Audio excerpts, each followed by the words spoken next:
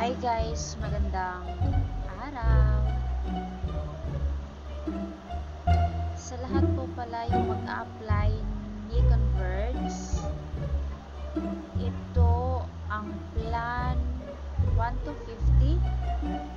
Kita nyo guys, plan 1 to 50, ang monthly niya is 50 Mbps. 50 Mbps na po siya, unlimited. Consumable na po siya for 8 gadgets. Pwede na po yan i-handle na. Unlimited po yan. So, may nagtatanong about dyan kung magkano ang monthly ng plan. Halimbawa po ay plan 1 to 50 po yung mapipili po namin. Magkano po yung monthly ng ma'am. Si Converge, meron po siyang installation fee na 2,500. Outright po yun. So, ibig sabihin, one-time payment upon installation. So, si Converge, meron siyang 1 month advance payment. So, yung 1 month advance payment na yun, yan po ay consumable na po siya for first month bill. So, except sa prorated bill. First billing nyo po ay prorated bill. So, yung installation fee na 2,500, pwede nyo po siyang i-stagger. Means, installment. So, i-installment nyo po siya for 24 months. So, pag installment, matik na yan na may tubo na siya.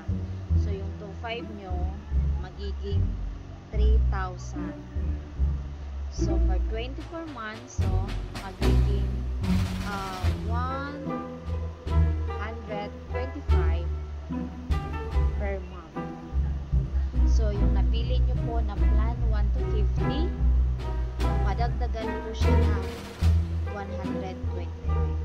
So, ang magiging billing nyo na po for monthly fix is 1,375. 1,375 monthly fixed bill. Ayan po. So, ang nagtatanong dyan, halimbawa po, installed na kayo, active na po kayo, meron po tayong cycle for billing. May sinusunod tayong mga date kung kailan po kayo yung monthly bill nyo.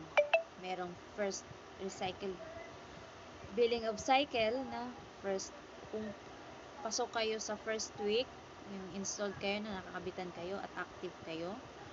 Halimbawa, pasok din kayo sa second week the month, third week of the month, kasi hanggang fourth week, dahil po meron po tayong sinusunod na billing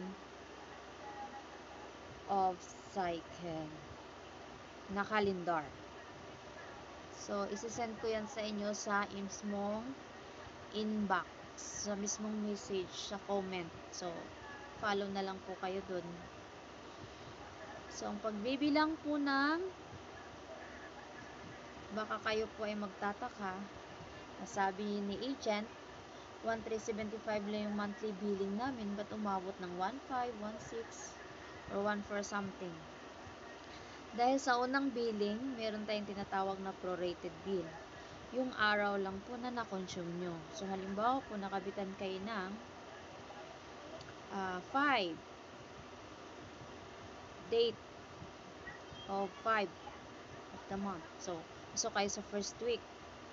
So, 1 to 7, kung pasok kayo dyan sa mga pizza na yan, so, activated kayo ng 5. So, ang prorated bill is 5, 6, and 7. So, ibig sabihin, 3 days yung prorated bill nyo po. So, yung 1 to 50, divided by 30 days. Minsan kasi ang buwan meron 31 days, so hindi magpapareho. Follow na lang kayo sa date ng nasa kung ilang araw yung isang buwan. So, halimbawa 30 days. So, i-divide nyo lang po yun.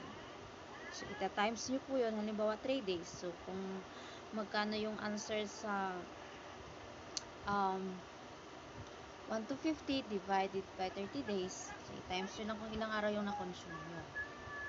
Yun. Lalabas po yan ng bill mga siguro after 3 days. Yung iba hindi naman lalabas. Pero meron naman siyang magti-text or via email sa inyo na below 500. After installation, mga week or 3 days, ibig sabihin nun, yun ay prorated bill. So, isi-settle nyo po yan. Halimbawa po, 1.5 lang yung binayad nyo. Dahil yung plan yung napili is 1.5. Or ano na lang, itong 1 plan, 1 to 50, yun ang napili nyo. So, 1 to 50 din yung binayad nyo via GCash. Pwede naman. Or 7-Eleven, meron naman tayong option for payment. Pwede BPI, BDO. Search nyo lang po yung Converts IC. Ayan, yung plan 1 to 50 lang, 1 month advance payment nyo. So, di ba ginawa nyo staggered yung installation fee. So, magiging 125. So, yung natirang 125, dahil 1.5 lang yung binayad nyo, doon yun sasama sa prorated bill. Baka maguguluhan kayo. Saan na naman galing yung 125? Naisama si 125 doon sa prorated bill, yung araw lang na na-consume nyo, depende kung ilang araw. Ayun. Para hindi kayo maguguluhan. So, sa lahat ng mag-a-apply ng plan 1 to 50, ang monthly bill nyo po, kung staggered yung napili nyo, is 1,375 monthly fix. Basta after ninyo masisettled ang prorated bill, wala na po siyang butal for the next bill. Ayun. Kung meron pa kayong mga katanungan, pwede kayong mag-comment down below. Sasagutin ko po ang iyong mga katanungan. Ayan. Mag-apply na po kayo. Plan 1 to 50. 50 Mbps. Unlimited. Ayan. No hidden charges. Si Converts. Yan ang kagandahan dyan. Unlimited siya. No hidden charges. Ayan. One valid ID lang siya.